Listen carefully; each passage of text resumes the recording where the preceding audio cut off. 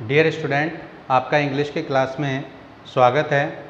हम topic reported speech के बारे में पढ़ रहे हैं और आज हम नेक्स्ट ऑप्टेटिव सेंटेंस के बारे में पढ़ेंगे।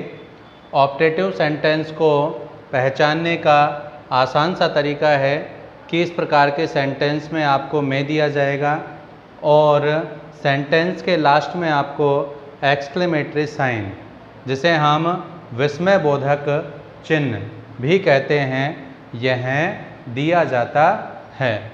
तो आपको किसी भी सेंटेंस में यदि में दिखाई दे जाए और सेंटेंस के लास्ट में आपको ये चिन्ह, जिसे हम एक्सक्लेमेटरी साइन या विस्मय बोधक चिन्ह कहते हैं, ये दिखाई दे जाए तो आपको वह ऑप्टेटिव सेंटेंस का वाक्य मानते हुए उसका इनडायरेक्ट बनाना है। अब हम इनडायरेक्ट किस प्रकार से बनाएंगे, उसके लिए आपको यहाँ पर कुछ रूल्स दिए गए हैं, जिनमें सबसे पहले रूल है कि आप इनडायरेक्ट बनाते समय सैड को रिपोर्टेड स्पीच के भाव के अनुसार, कि रिपोर्टेड स्पीच में यदि आपके प्रार्थना या निवेदन दिया गया है तो आप उसे रिक्वेस्टेड में चेंज करेंगे सैड को, और यदि आपकी इच्छा व्यक्त की जा रही है सेंटेंस के अंदर तो सैड को विश्ड में चेंज करेंगे। यदि आपकी प्रार्थना की जा रही है तो आप सैड को प्रेड में चेंज करेंगे, और यदि किसी के बारे में कुछ बुरा सोचा जा रहा है या कहा जा रहा है तो आप सैड को कर्ष में चेंज करेंगे। दोनों सेंटेंस को जोड़ने के लिए, दोनों भाग को, रिपोर्टिंग वर्ब और रिपोर्टेड स्पीच, इन दोनों को जोड़ने के लिए आप कनेक्टिंग वर्ड दैट का यूज करते हैं। थर्ड है कि रिपोर्टेड स्पीच में यदि जो आपको रिपोर्टेड स्पीच दिया गया है, यदि इसकी शुरुआत में आ जाता है तो इनडायरेक्ट जब हम बनाते हैं तो मे को हम सब्जेक्ट के बाद लगाएंगे। तो मे से स्टार्ट नहीं होगा सेंटेंस हम सब्जेक्ट से स्टार्ट करेंगे और सब्जेक्ट के बाद मे लगाएंगे। तो ऑप्टेटिव सेंटेंस का इनडायरेक्ट किस प्रकार से बनाते हैं, आइए अब इसे हम एक सेंटेंस के द्वारा समझते हैं। जैसे आपको यहाँ पर एक सेंटेंस दिया गया है, he said to me may you live long.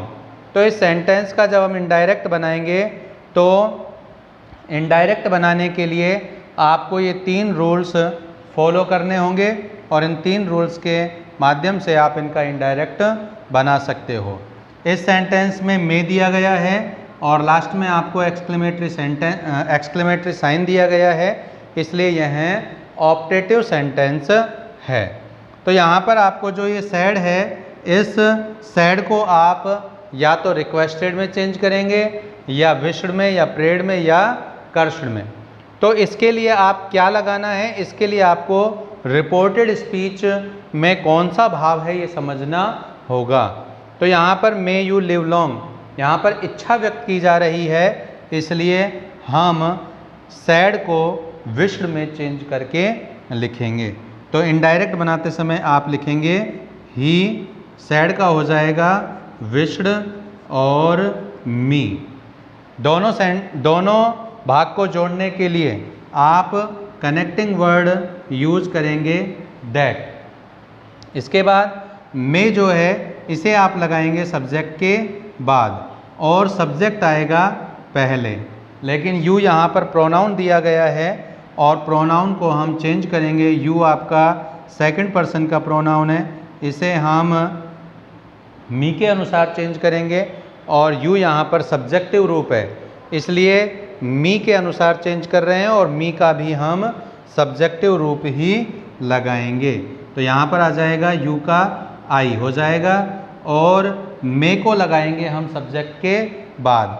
तो मे को सब्जेक्ट के बाद लगाएंगे और इनडायरेक्ट में आपको जैसा पहले लिखवाया जा चुका है कि मे का हम माइट कर देते हैं, तो मे को चेंज करके आप यहाँ पर माइट लिखेंगे और लिव लॉन्ग में कोई चेंज नहीं होगा, इसलिए आप इस सेंटेंस में लिव लॉन्ग ज्यों का त्यों लिख देंगे। तो आपको जो ये सेंटेंस दिया गया है इसका यहाँ पर इनडायरेक्ट बना है, he wished me that I might live long. तो इस तरह से आप ऑप्टेटिव सेंटेंस को बदलकर या उसका इनडायरेक्ट बनाकर इस प्रकार से लिखेंगे। Thank you very much.